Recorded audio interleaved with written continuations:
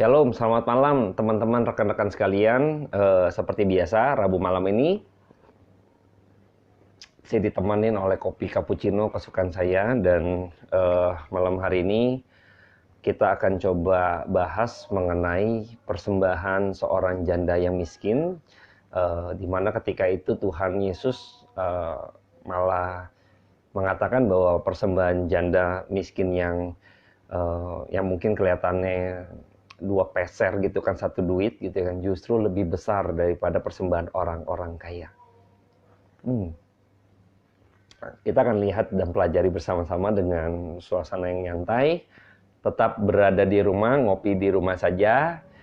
Recovery akan saya mulai. Sebelum saya mulai, nanti saya akan berdoa buat setiap kita. Rich. Baik, saya akan berdoa buat setiap kita. Bapa dalam surga, kami mengucap syukur karena pada malam hari ini Tuhan berikan kelimpahan bagi setiap kami, yaitu ketika kami boleh kembali menikmati kebenaran firman Tuhan, dipertemukan dengan perkataan Allah yang bersifat kekal itu untuk memberikan kami satu pandangan yang lebih luas, untuk memberkati kami, untuk mengisi hati jiwa kami Tuhan mengenai kebenaran-Mu, sehingga pemikiran kami pun boleh dipuaskan oleh karena kebenaran-Mu. Terlebih lagi roh kami Tuhan, boleh dahaga kami yang begitu haus Tuhan, puaskan dengan air firman-Mu yang hidup. Mari Bapa beracara atas hati dan pikiran kami. Hamba-Mu terbatas, ketika kami pun di dalam ruangan kami masing-masing di rumah saja. Biarlah Roh Kudus-Mu yang tak terbatas ruang dan waktu mengurapi setiap kami. Dalam nama yang kudus, dengar doa kami. Amin. Baik, saya akan coba bacakan di dalam Markus 12, ya, yang terambil dalam kitab Injil Markus 12, ayatnya yang ke-41 sampai 44. Saya akan bacakan buat setiap kita. Pada suatu kali Yesus duduk menghadapi peti persembahan dan memperhatikan bagaimana orang banyak memasukkan uang ke dalam peti itu. Banyak orang kaya memberi jumlah yang besar. Lalu datanglah seorang janda yang miskin dan ia memasukkan 2 peser, 1 duit. Maka dipanggilnya murid-muridnya dan berkata kepada mereka, "Aku berkata kepadamu, sesungguhnya janda miskin ini memberi lebih banyak daripada semua orang yang memasukkan uang ke dalam peti persembahan. Sebab mereka semua memberi dari kelimpahannya, tetapi janda ini memberi dari kekurangannya, semua yang ada padanya, yaitu seluruh nafkahnya." Nah, saya akan coba bahas dikit demi dikit. Yang pertama adalah ketika kita tahu bahwa ada peristiwa di mana ketika memberi persembahan ada orang kaya dan janda miskin, ya. Orang kaya ya tentu jauh daripada yang namanya kekurangan. Hidupnya berkelimpahan, hidupnya enak ya kalau orang kaya mau ini beli, ya, mau apa yang mereka inginkan beli. Mereka bisa melaksanakan atau tanda petik gitu ya, menggenapi gitu ya apa yang mereka inginkan, mengabulkan apa yang mereka inginkan, semua bisa terkabul, ya. Nah, berbanding terbalik dari seorang janda miskin. Janda miskin ya tentunya dengan segala kelemahannya sebagai seorang yang miskin, keterbatasannya, hidup susah gitu kan, jauh dari kata kelimpahan gitu kan. Yang namanya miskin cukup aja susah gitu kan. Ya pasti kekurangan. Jadi dekat sekali dengan apa yang namanya kekurangan. Nah, ketika kita tahu bahwa status sosial ini antara kaya dan miskin gitu ya. Jadi bukan masalah status sosial ini menjadi satu kontras begitu rupa gitu kan yang disoroti oleh Tuhan Yesus Kristus mengenai persembahan, yaitu mengenai materi atau uang gitu ya. Nah, nanti kita akan coba dalami sedikit. Nah, ketika itu Tuhan Yesus bilang ada peti persembahan, lalu Tuhan memperhatikan itu. Nah, apakah Tuhan melihat kayak persembahan yang banyak itu dibuka kantong kolektornya, peti kolektor persembahan, lalu dilihat gitu kan, wah ini orang kaya yang beri atau segala macam? Tidak. Jadi pada waktu zaman dulu gitu, ini tradisi-tradisi gereja-gereja pada waktu zaman Yesus gitu ya. Jadi mereka waktu memberikan persembahan, lalu uangnya itu kan kecenderungan koin, nggak seperti kita kalau persembahan zaman sekarang gereja-gereja pakai QR code ya kan, kita sistem transfer, mobile banking, pakai fintech gitu kan, financial teknologi gitu kan, tinggal klik transfer bayar masuk ke kantong persembahan gereja. Nah pada waktu zaman itu tidak demikian. Jadi pada waktu memasukkan persembahan, maka uang koin tadi akan terdengar. Misalnya satu duit gitu kan, si janda miskin cuman ting ya. Tapi kalau yang banyak itu bisa ting ting ting ting ting ting ting. Nah, itu mungkin kayak mesin jackpot. Nah, itu banyak berarti ya. Jadi orang kaya ini memberi persembahan yang wah banyak gitu kan, karena bisa kedengaran gitu kan, karena koin maka waktu ditumpahkan ke kotak persembahan maka akan bunyi ya. Akan bunyi gitu loh. Nah, waktu janda miskin ini memberikan 2 peser seduit gitu kan, maka kan seduit berarti cuma ting selesai. Tapi justru yang bunyi ting tadi, yang satu tadi, Tuhan bilang ini lebih banyak gitu kan. Saya akan bacakan ulang ya. Aku berkata kepadamu, ayat 43, sesungguhnya janda miskin ini memberi lebih banyak dari semua orang yang memasukkan uang ke dalam peti persembahan. Lebih banyak. Mengapa? Dia katakan di sini, dia memberi jumlahnya cuma 2 peser, satu duit. 2 peser satu duit. Nah, kadang saya pikir kalau misalnya rata-rata pada waktu itu, kalau misalnya upah gitu ya, saya melihat status sosial yang tadi ini seorang janda ya, profil seorang janda. Janda ini orang yang bayangkan ya, janda berarti dia perempuan ya, yang ditinggalkan oleh suaminya gitu ya. Tapi tidak diceritakan apakah ini yang sudah punya anak atau apa gitu ya. Tapi yang sudah pasti janda dan miskin. Nah, ini udah pasti waktu dia untuk menghidupi dirinya sendiri pun, sekalipun tidak memiliki anak misalnya, tapi waktu untuk menghidupi diri sendiri pun, dia akan sangat kesulitan. Kenapa? Karena dia seorang perempuan. Jadi pada waktu itu perempuan, waktu bekerja gitu ya, orang cenderung akan cari yang laki-laki. Kenapa? Karena pada waktu itu suka angkat-angkat, suka pekerja berat, suka yang kasar gitu kan. Jadi laki-laki cenderung bisa dengan mudah mendapat pekerjaan, itu pun upahnya begitu sedikit gitu ya. Jadi kadang satu keping saja sehari gitu loh. Nah, bisa kebayangkan kalau perempuan, betapa sulitnya seorang perempuan janda ini yang akhirnya mendapat pekerjaan atau dia harus bersusah payah untuk mencari nafkah, untuk menghidupi ini, mencukupi dirinya sendiri deh.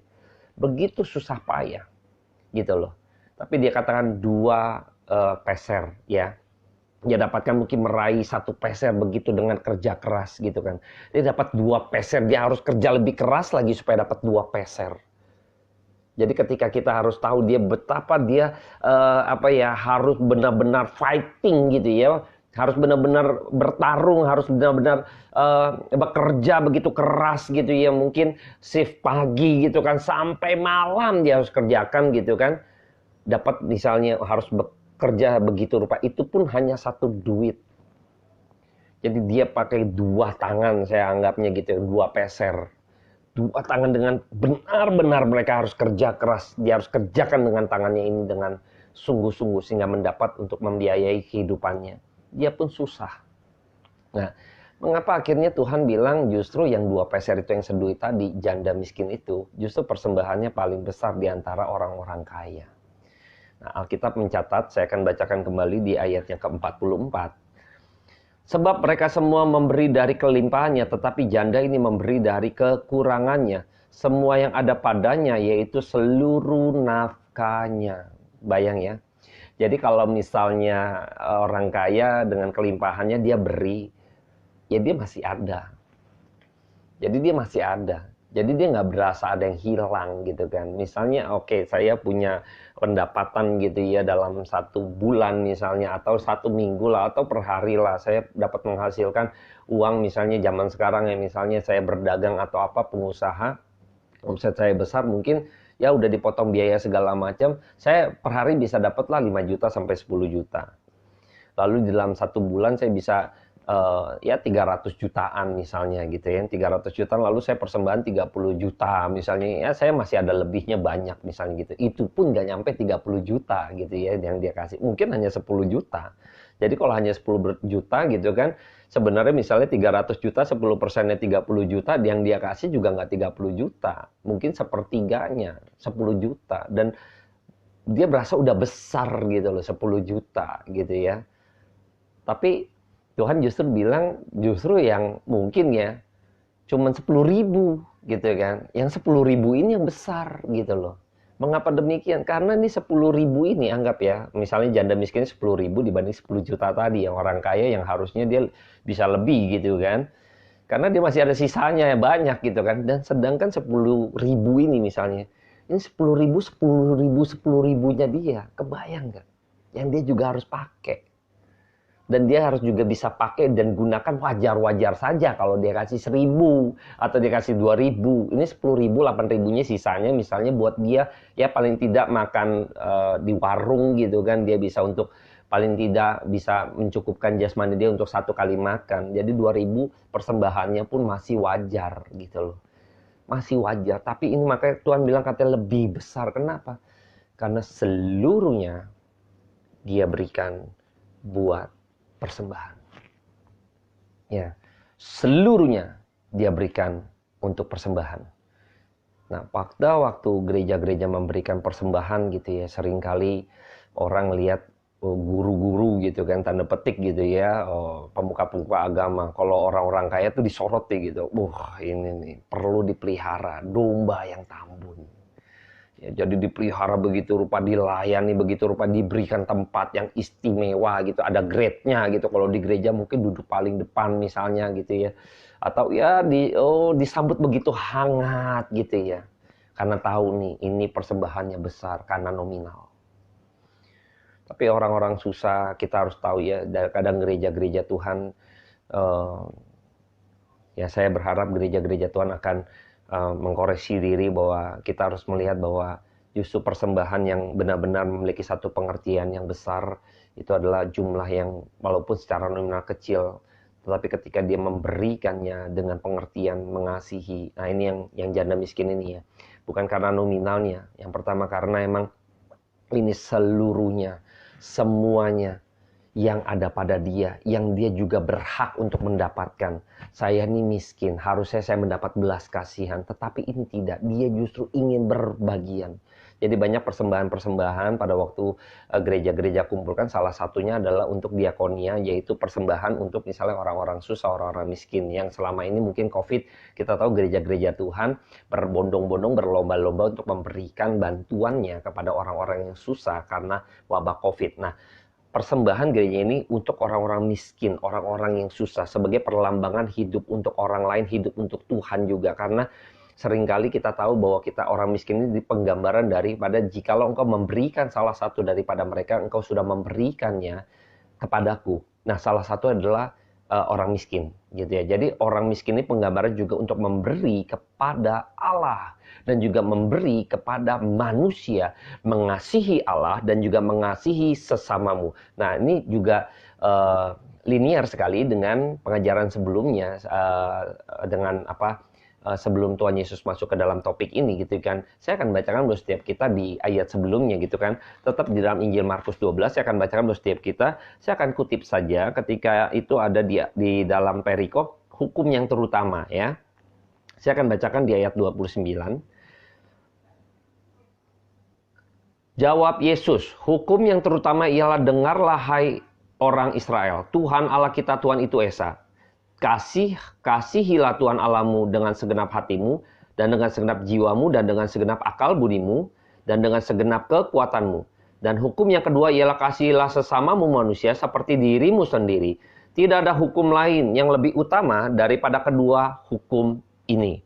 Lalu kata ahli Taurat itu kepada Yesus, tepat sekali guru besar, guru benar, bukan besar ya, saya ralat, benar katamu itu, bahwa dia Esa, dan bahwa tidak ada yang lain kecuali dia.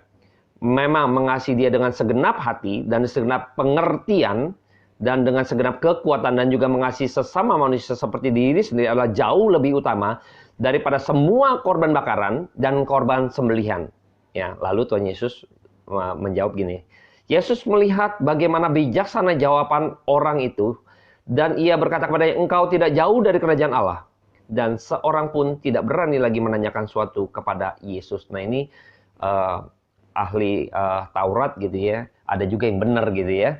Nah, jadi kadang kita melihat dikatakan tadi dengan segenap hatimu, dengan segenap jiwamu, dengan segenap akal budimu, dengan segenap kekuatanmu.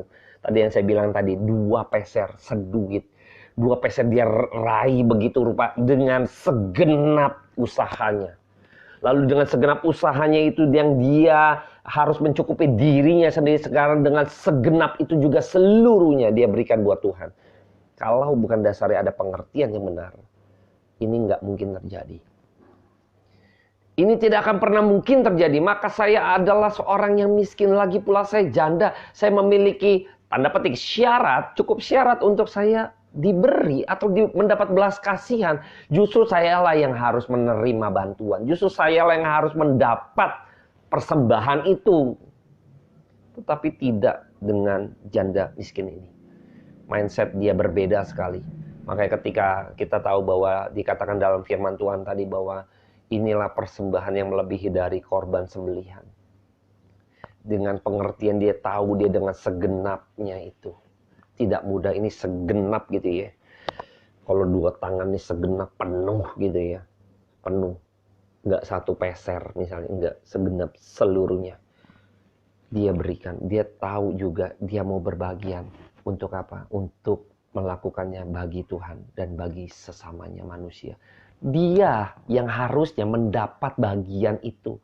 Justru dialah yang akhirnya memberi dengan pengertian yang benar. Yaitu apa? Dia juga mau berbagian di dalam memberikan untuk Tuhan dan juga untuk manusia. Dia mau berbagian di dalam mengasihi Allah dan mengasihi sesamanya manusia. Dia mengasihi. Tidak ada orang yang dia bilang dia mengasihi dirinya sendiri. Sama seperti dia mengasihi orang lain. Seperti dia mengasihi dirinya sendiri. Dia tahu diri dia juga miskin. Dia memperlakukan diri dia mengasihi begitu rupa diri. Jadi dia juga tahu waktu saya bekerja keras. Harusnya saya juga bisa nikmati. Saya punya cukup syarat. Tapi dia tahu kalau saya punya, saya pasti akan beri buat diri saya yang terbaik. Sekarang dia tahu dia harus mengasihi. Begitupun mengasihi orang lain ini seperti dirinya, dia mengasihi dirinya sendiri. Yang ketika dia harus memiliki hak untuk mendapat belas kasihan atau mendapat persembahan. Jadi dia juga tahu bahwa saya yang mendapat persembahan ini, saya menata diri saya begitu rupa, saya mengasihi diri saya untuk diri saya. Ketika saya mendapat persembahan itu, ketika harus ada orang lain juga yang harus saya kasih sama seperti saya mengasihi diri saya begitu rupa, memikirkan diri saya begitu rupa. Saya juga harus mikirkan orang lain sebagaimana saya mikirkan diri saya sendiri. Tapi kebanyakan ini kecenderungan saja ya, kecenderungan. Orang yang ya kaya kelimpahan, dia cenderung mengasihi dirinya sendiri begitu rupa. Wah, yang terbaik gitu kan. Baju yang terbaik. Ya kan? Mobil yang terbaik. Makanan yang paling enak, paling lezat, yang terbaik. Seluruhnya semuanya pasti yang terbaik. Tetapi jikalau buat orang lain, ya udah nggak muat nih, udah agak sobek gitu kan, udah nggak nyaman pakai, ini kayaknya udah mulai mau hancur, rusak, sumbangkan, kasih. Oh, perabotan karena kita mau beli yang baru gitu kan, udah yang lama nih, udahlah kasih orang. Tapi seakan-akan saya baik memberikan ini buat orang lain. Tapi sebenarnya karena kita udah nggak mau pakai. Ini kecenderungan saja. Kita koreksi diri gitu ya. Kalau demikian, waduh ini kita, apa yang kita lakukan tadi, sia-sia di hadapan Tuhan. Maka Tuhan bilang sama orang janda miskin ini, memberi yang paling besar dibanding orang-orang kaya. Saya berharap kita juga koreksi diri ya. Ini jangan-jangan kita seperti ini. Kadang saya mikir gitu, kalau saya pribadi nih, saya pergi misalnya kita makan ini karena COVID aja kita jadi nggak jalan-jalan ke mall ya. Kalau kita biasanya pulang ibadah, biasanya kan wah hari Minggu weekend ya kan, wah kita setelah pulang ibadah lalu kita ya makan lah, karena makan siang biasa udah pulang gereja, kita lapar, sama-sama makan keluarga seminggu sekali di luar gitu kan. Kita masuk ke satu restoran yang paling murah saja, saya nggak nyebutin merek nih, yang paling murah saja di dalam restoran makanan sederhana gitu kan. Itu kalau saya sekeluarga misalnya ya, 5 orang misalnya, itu minimal 300.000. Itu minimal. Itu minimal 300.000. Itu sekali makan. Kalau saya pikir-pikir, saya berani makan untuk keluarga saya 300.000. Buat Tuhan berapa? Saya selalu pikirkan, saya bilang sama istri saya, sama anak-anak saya. Kalau kita buat diri kita bisa demikian, kita jangan lupa beri buat Tuhan. Kalau kita berani buat diri kita 300.000. buat Tuhan berani berapa. Ya. Jadi kadang saya dalam hidup, saya juga bukan mau kayak online begini, mau laga-lagaan, mau show off, tidak ada. Karena saya tahu bahwa hidup saya ini Tuhan, saya nggak punya apa-apa. Gitu kan. Saya nggak mau hitung-hitungan juga ketika harus melayani di beberapa tempat teman-teman persekutuan segala macam. PK-nya berapa, nggak ada urusannya itu. Tidak ada urusannya. Karena saya tahu saya hidup ini mau melayani, nggak lihat itu. Karena saya nggak punya apa-apa. Kalau saya untuk melayani Tuhan seperti ini segala macam, lalu hitung-hitungan gitu kan, lalu wah ini harus begini kan, kadang ada yang seperti itu ya, punya standar. Wah kalau undang saya ini harus begini, harus begini. Aduh itu ya saya nggak tahu itu pribadi orang masing-masing ya. Kadang saya pikir gitu kan, saya sudah ditebus oleh Tuhan, lalu Tuhan pakai begini saja. Aduh, bagi saya itu udah satu penghormatan tertinggi yang diberikan Tuhan buat saya. Kalau misalnya saya dalam hidup saya, akhirnya saya mau memberi diri saya demikian, saya udah nggak mau hitung-hitungan lagi dengan Tuhan. Karena Tuhan udah begitu baik. Tuhan sudah begitu baik buat setiap kita. Kadang kita buat diri tuh mau yang terbaik, tapi kasih Tuhan tidak mau yang terbaik. Waktu Anda dan saya masih ada kesehatan yang begitu rupa, apakah kita benar-benar sudah sungguh-sungguh memberikan hidup kita yang dalam kekuatan kita, yang dalam masa muda kita, di dalam kesehatan kita, dalam kecemerlangan berpikir, apakah kita benar-benar memikirkan pekerjaan bagi Tuhan? Untuk melakukan pekerjaan Tuhan, untuk melayani Dia. Ketika kita dalam kekayaan yang tanda petik Tuhan izinkan terjadi atas hidupmu, atas keluargamu, atas usahamu, sudahkah kita benar-benar ketika kita benar-benar yang terbaik, sebagaimana Anda mau yang terbaik, mobil yang terbaik, kasur tidur yang paling empuk, rumah yang paling besar, sudahkah kita memberikan dulu buat Tuhan? Itu harus jadi koreksi buat setiap kita. Janda ini, dia bergantung hidupnya dengan uang seduit tadi, 2 peser 1 duit tadi. Tapi dia hidupnya dia serahkan kepada orang lain. Dia juga memiliki iman yang begitu luar biasa. Kenapa? Karena sekarang dia, waktu dia kasihkan itu buat orang lain, maka dia kan juga akan kekurangan toh. Justru disitulah dia memiliki satu kebergantungan kepada Allah yang hidup. Ini iman jadinya. Ketika dia tahu kalau saya persembahkan maka mungkin saya besok makan apa. Tapi dia nggak pikirkan itu. Dia kasih itu semuanya. Disitulah dia beriman bahwa Allah akan mencukupi saya. Disinilah imannya dia begitu besar. Dia bergantung kepada Allah yang hidup. Nah, kebergantungan terhadap Allah inilah sebagai satu tanda iman yang begitu besar. Tanda iman yang begitu besar. Saya berharap kita semua kembali mengkoreksi diri kita semua. Tidak mudah gitu ya. Tetapi saya berharap kita semua mulai berpikir. Saya di dalam kekuatan saya, di dalam masa muda saya, di dalam pikiran yang cemerlang ini. Sudahkah benar-benar memikirkan pekerjaan Tuhan? Sudahkah mungkin talenta saya, entah itu saya mampu berkata-kata, mampu merangkai satu atau menulis gitu kan. Sudahkah kita benar-benar memikirkan pekerjaan Tuhan? Sudahkah kita juga benar-benar sungguh-sungguh di dalam mungkin usaha kita menjadi berkat bagi banyak orang gitu ya. Tidak memanfaatkan tanda petik terus orientednya selalu money gitu loh. Uang. Boleh sih Anda dan saya buru-buru kaya. Saya bilang sama teman saya, rekan saya, ya kamu harus cepat-cepat kaya gitu ya, supaya bisa bantu orang gitu ya. Nggak ada yang salah. Tetapi jangan sampai waktu kaya untuk diri kamu sendiri, itu bahaya. Kalau Anda dan saya kaya karena untuk diri, itu bahaya. Seringkali kita lupa gitu ya. Makanya seringkali orang kaya, dia memberi sih gitu loh. Tetapi dari kelimpahan dia, coba kalau dia kurang, mau nggak dia memberikan? Belum tentu, saya aja kurang. Kurang nih, omset turun. Kurang nih. Nggak mau, tapi orang janda miskin ini justru dia malah memberi seluruhnya. Ya, ini yang dinilai bukan nominalnya, kembali lagi. Karena dia memiliki pengertian yang begitu mendalam bagaimana mengasihi Allah dan bagaimana mengasihi sesamanya manusia. Dia memperoleh pengertian ini. Kalau nggak memperoleh pengertian ini, Anda dan saya juga nggak mau mati-matian kok.